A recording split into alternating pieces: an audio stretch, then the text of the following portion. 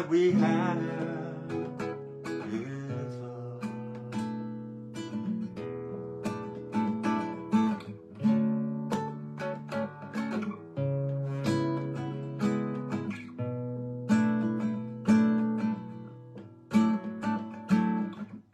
None of those can lift us up, so we can rise above. We can rise above the madness.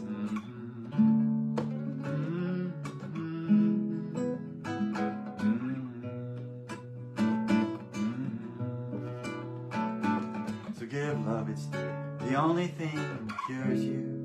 Come on, sisters, give it to your brothers. Give love, it's the only thing that heals you. Come on, brothers, give it to your sisters. If you give it, I have learned, it will all be returned if you only give your love. You only give your love.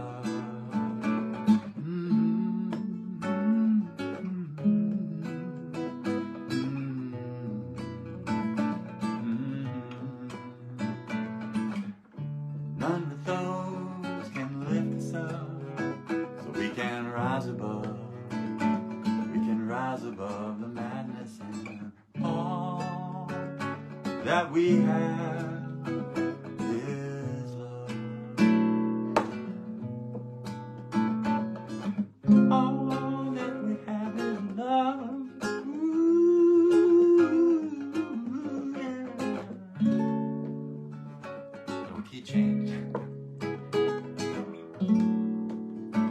Just to wake you up. If you give it, I have learned, it will all be returned if you only give your love. You only give your love. Give love is the only thing that heals you.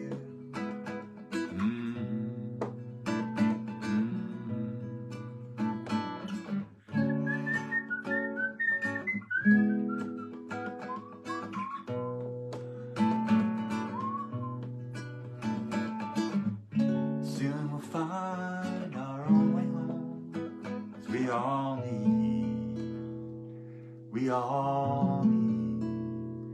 a little healing.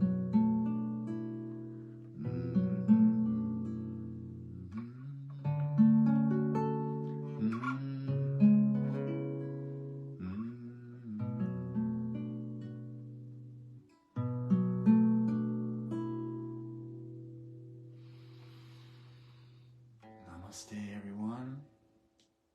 That's just a little part of a song, of a Brett Dennen song, one of my favorites. Just, why not just drop right into the heart, right off the bat, right? Just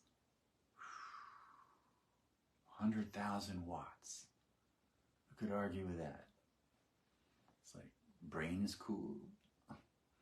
It's 20 watts. You get the idea, right? So just land in the plane. Beautiful breath, oxygenation, lightness of being.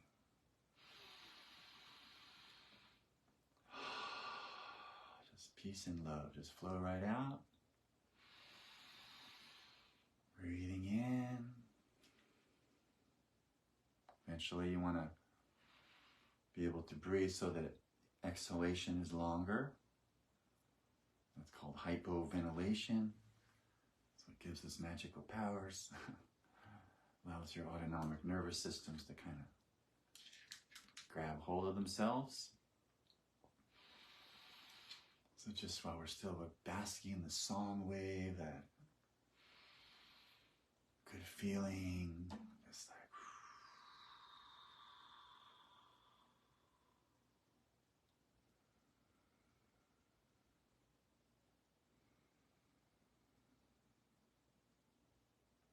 let the stillness reorganize, regalvanize, reacclimate, recalibrate.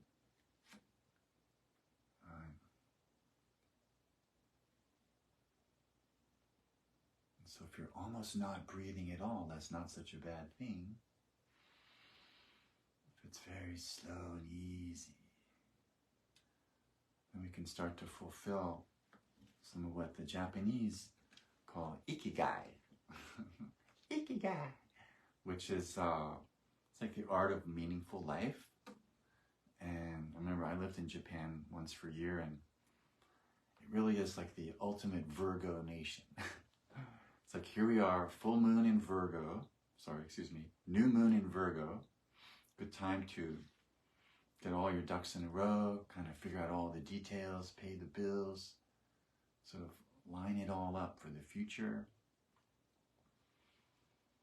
Virgo moon is Earth, so that's a lot to do with the body.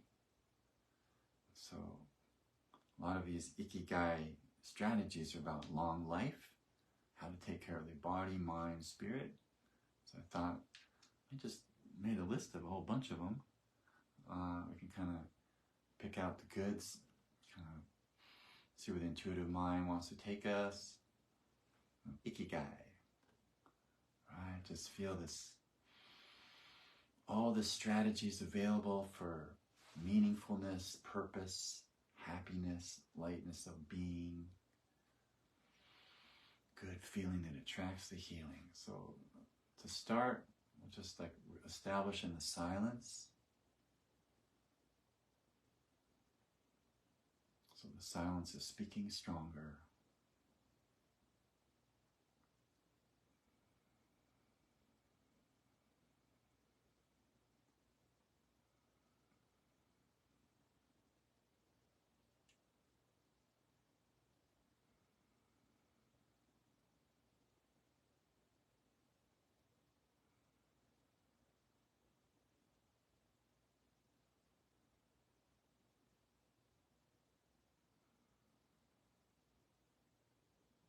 So we're listening to the body,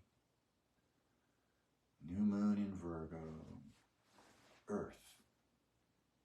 Just feel the invisible rivers of the body. What is it your body wants tonight? I believe the new moon is exactly 6:36 Pacific time, so literally 6 minutes after we sign off, or maybe we'll run into the thing. The exact new moon shifts. It's like catch the wave, 22 degrees Virgo. You might think, well, so? Well, that happens to align with Uranus and Taurus, 22 degrees, trine. So there's this extra boost going on with the Uranian forces. And then the sun moves a few more degrees in the next few days, and it's lined up with Neptune, which kind of represents your deep self.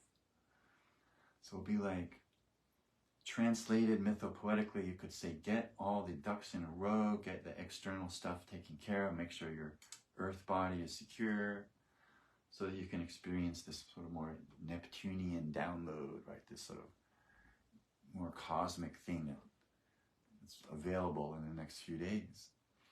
Why not? So, the preparation, tilling the soil, new moon, good time to plant. New seeds, sleep is deeper.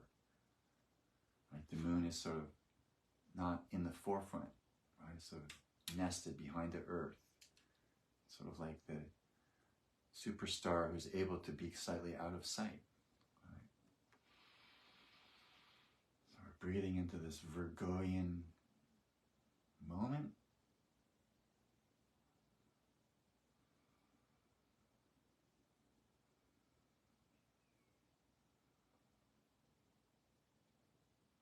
It's like nature is self-correcting from a certain point of view.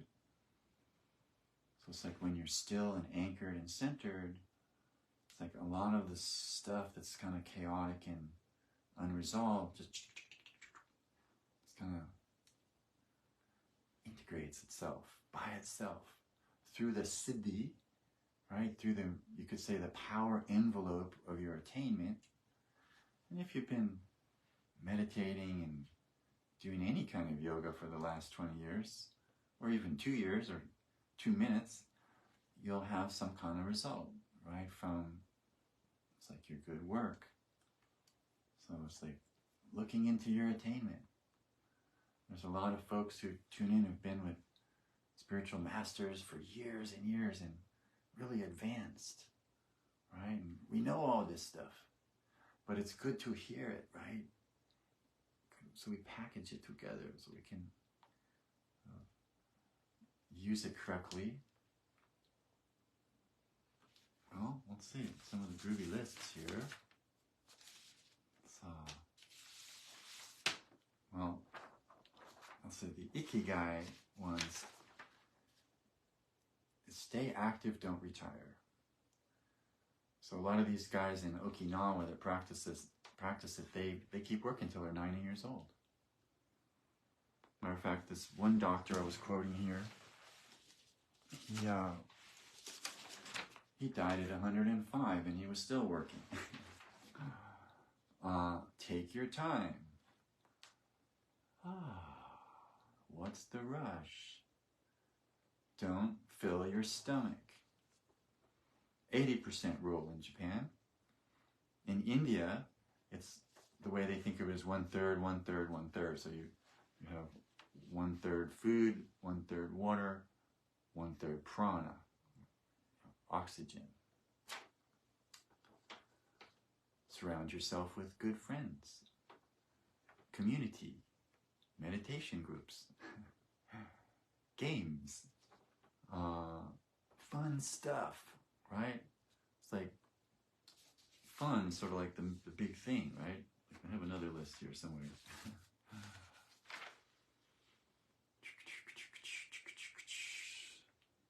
That's right. Fun. Top of the list. Get in shape. Okay, so this one doctor, he takes walks before he eats. He does intentional exercise. He smiles a lot. He gives thanks. Living in the moment. Connecting with nature. There's a bunch of nature mystics here tonight. Smile, yeah, we mentioned that one. Follow your heart, so purpose and meaningfulness. And put it all together. These are the 10 rules of Ikigai. So there's a bundle, and then there's still just some of these other random ones that connect to that. You could add to the mix. Creating art. Developing new hobbies. Carrying your own shopping and going upstairs. That was the 185-year-old guy's specific message. Don't be so caught up in possessions. Fun is the best painkiller. That's the one I was looking for. Tuning into the wisdom of children. Distraction versus complaining. In other words, like, if we just keep reminding ourselves of our pain and our problem, we're kind of giving it extra energy. So to distract ourselves means we don't think about those things. Also for the diet, well, a lot of these folks in the blue zones where there's high longevity rates, it seems like they eat a lot of rice and veggies and fish, at least in Japan. A lot of green tea. And then depending on the culture, a very profound extraction of alcohol. So like in Japan, it's like sake, right? The rice wine. I remember when I was hanging out with a Siddha Yoga Swami in Japan, we would have sake. It's like, Swamiji, are you supposed to be drinking sake? It's like, it's sort of like the national beverage. Yes. So there's a list. So just see which one of those jumps out for you. Like, where might you need to like turn the dial up? So just meditate on that for a minute.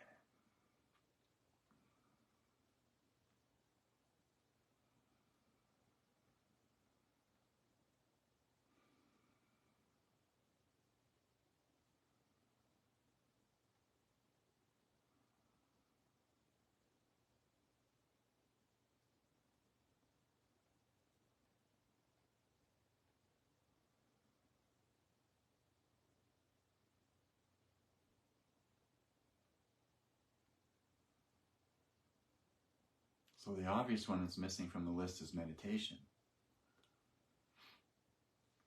So add that.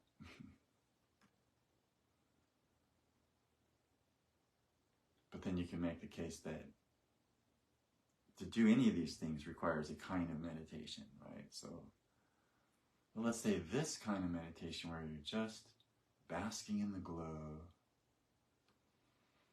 like transcending the story, the mental grasping of everything, just like relaxing the brain.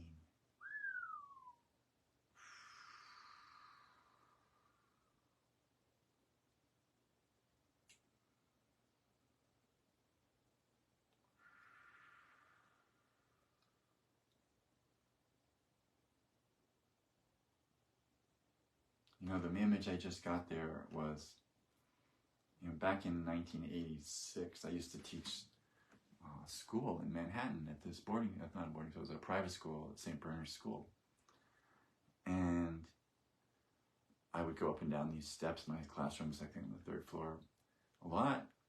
And one day I'm about to go down the steps, and there's James Earl Jones coming up the steps to see if his kid wants to go to school, I thought, perhaps. Now, I was quite pleased with myself because in that moment, rather than getting all like, oh, James Earl Jones, you know, like, starstruck, it was more like, you know what? This guy doesn't want to deal with me gawking at him or getting all excited over him. So I just stepped back. It's like I opened the door, the sliding doors or the swinging doors for him to just go through. And he just smiled at me, I smiled at him, and he just breezed right on through, and I went off to the next thing. And it just occurred to me that it's a kind of metaphor for like, look at the crazy distractions that could come up the stairs, right? That could just like take you somewhere else, right? Out of your flow, out of your normal concentrated thing. And it's not such a bad thing, right? To sort of suddenly be arrested by the mind and like the shock and joy of celebrity or whatever it is that's sort of making us kind of go, wow, this is amazing. But then if life is always sort of blowing you up like that, that's not like necessarily the smoothest track over time, right? It's like sugar explosions, right? Eventually kind of wears you out. So it's like the smooth things, like whether it's a celebrity, whether it's a bumblebee, whatever it is, just flowing past, right? It's just what it is, right? So whatever that equanimity, equilibration, not letting the mind get overly excited or overly depressed, right? Just that continuum in there. The pure I am consciousness feeds it like a spring, right? And we have the steady state good feeling, then we're not going to be all dazzled and wazzled and distracted, right? It's like the inside out Shakti power is strong, 51%. We're just finding that. So no matter what craziness is going on around you, right?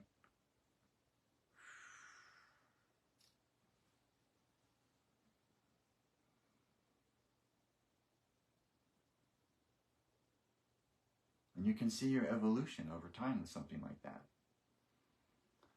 Like I remember one of the first times I ever met Baba Muktananda. I went up in the darshan line, and I'm just so blown away by the energy and the Shakti and it's like the light, and like you're just gone, right? You can't even speak in the presence of a saint, right? Presence of a master that's just radiating. And so, you know, early on, just always pulverized right up in the presence. One time he passed me in the hallway and pointed to my guitar and asked if I was like making money to go to India with. And I answered him in Spanish. Like, sí, Baba, right? So it's like in the moment you can be pulverized and overwhelmed and strange things happen. Well, compare that. So like that would have been like 81, 80, to say 10 years later. I remember Guru Minor entourage is walking past on the pathways through the ashram, and I had sort of stepped off of the path to let everyone go by, but you know inside when suddenly the guru is going to like walk over to you and like zap you or talk to you or suddenly engage with you, because most of the time you're wanting it to happen and it doesn't, right? It's like, whoa, because you just want that, right? It's like so exciting. In this case, I was wanting to kind of disappear and just sort of, you know, let her wash sort of float by. But then it was like, uh-oh, there she comes, right? She stops, comes right over to me and looks me right in the eyes. And we just come out of this children's darshan where all these teachers were like making excuses for stuff, and she was just basically like roasting their egos. And I was playing guitar for the event and didn't have anything to say in that case. I was just parked doing my thing. So I didn't get like roasted. But I thought, uh-oh, she's coming over to maybe roast me. So I'm like, woo! But then there she is right in front of me. And she says, oh, these teachers have such big egos. How are the children gonna learn? And I'm like, so relieved, right? That it's like, wow, you're just talking to me like a normal person. I'm like, it's kind of like, yeah, you got a point there, Guru Maya. And then, I don't know, maybe we said a couple other things and then off she went. And it was like, yeah, well, that was different, right? Comparing myself to 10 years before where I could just barely handle that energy, right? It was just so like, pew. So there it is, ordinary interactions with great beings can be just as easy as pie, right? Because hopefully that, whatever that ego thing is in us that is always wanting more, or we're not feeling good enough, or whatever the craziness is, if that weirdness is not occurring, so easy. I have a little quote I wrote for that. Ego, crying and denying. Deep self, infinitely satisfying.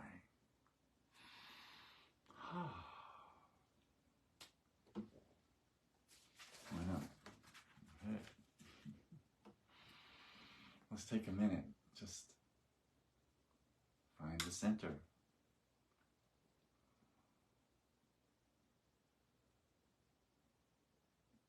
It's like nobody's got it any better than us kind of thing, ultimately, right? Everybody's God. Everybody's got a piece of the puzzle. Everybody's great. Everybody is like beyond great. Everybody's, wow.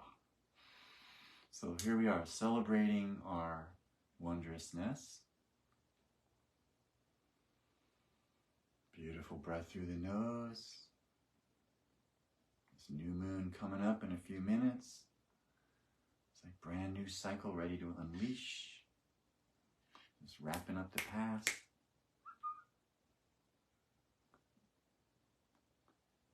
It's like really good karma with Jupiter coming up. Your wishes will be fulfilled. All right, this is going to be a good stretch. Just feel the goodness. There's crazy stuff going on around the world. I know it's like the year of the water in Chinese medicine, in the Chinese astrology, and the Feng Shui astrology. So, yeah, California had the wettest winter I think we've ever had. Floods are just watch the news, right? So this, yes, good news. So, but this water problem, excessive water. So let's just turn that into gratitude, right? Because this is Dr. Emoto's mojo to suggest that water is gratitude, the ultimate attitude, and you're 70% water. So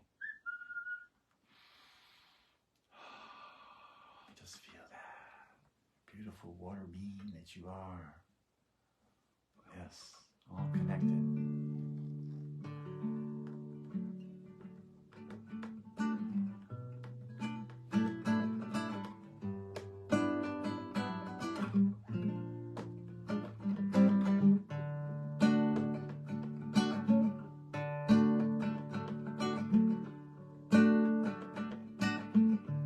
When I wake up in the morning, sunlight hurts my eyes.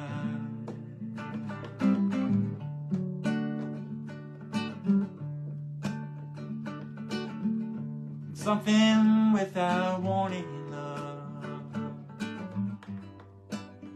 is heavy on my mind.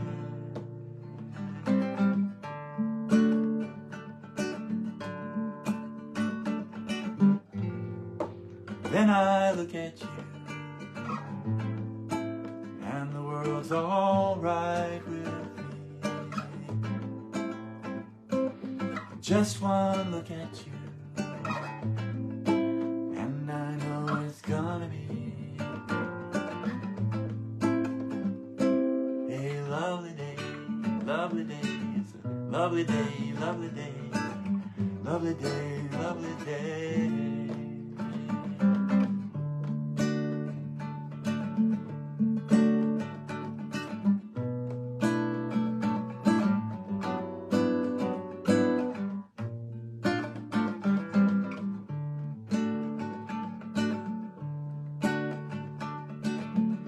When the times that lie ahead of me seem impossible to face, someone else instead of me always seems to know the way. Then I look at you, and the world's all right with me. Just one look at you, and I know it's gonna be a lovely day, lovely day, lovely day, lovely day, lovely day, lovely day.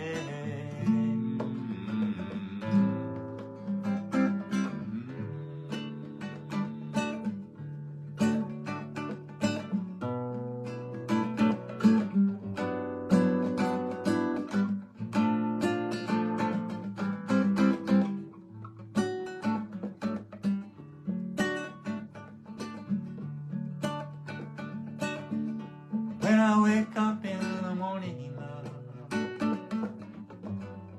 the sunlight hurts my eyes.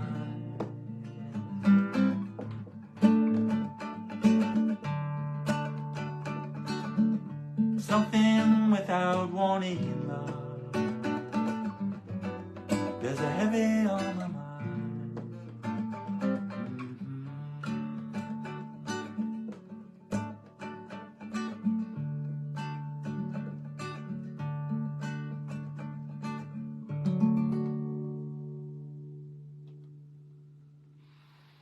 Lovely day. Well, let's see. I think we should just keep groove until 6:36, which is the official time. It's not every time we do a beam out that we get such like precision overlap. There's I was going to sing something that's brand new. I took a song, it's Mississippi John Hurt wrote these words a long time ago about let your light from the lighthouse, let it shine, shine, shine, shine on me. And I just wrote some other verses. He does it in kind of a blues style thing. I thought, like, you know, for the 2023 version, needed a slightly different set of chords.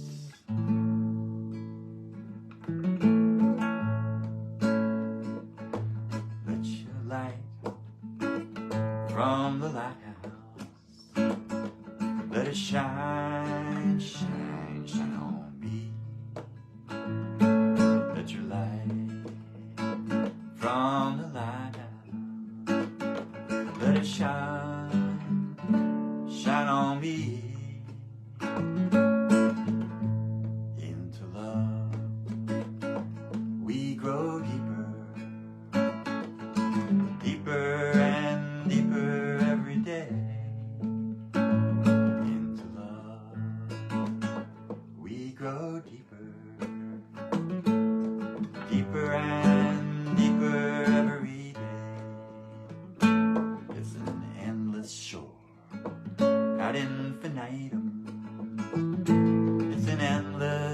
shore forevermore.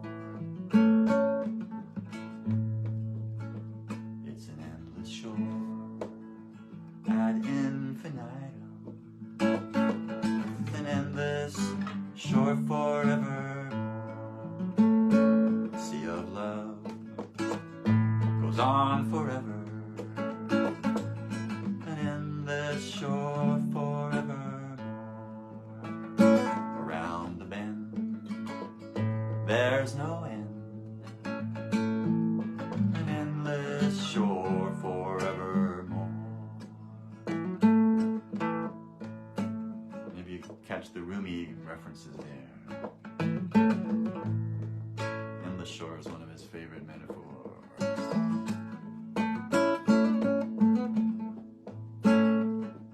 Let your light from the lighthouse, let it shine, shine on me.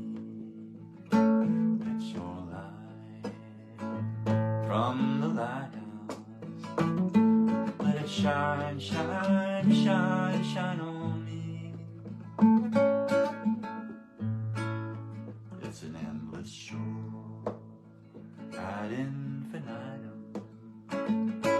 It's an endless shore forevermore. 'Cause into love we go deeper, deeper and deeper every day.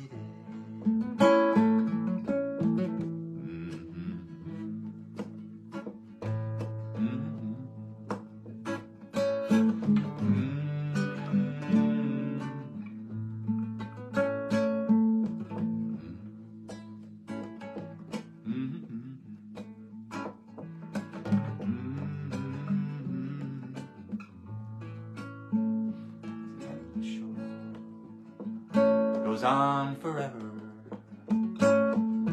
an endless shore forevermore. So let your light from the lighthouse, let it shine, shine, shine, shine on me. Let your light from the lighthouse, let it shine, shine, shine on me. 'Cause into love we go deeper.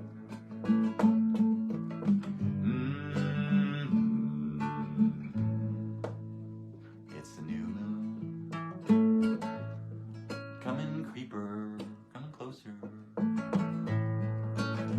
Om Namah Shivaya.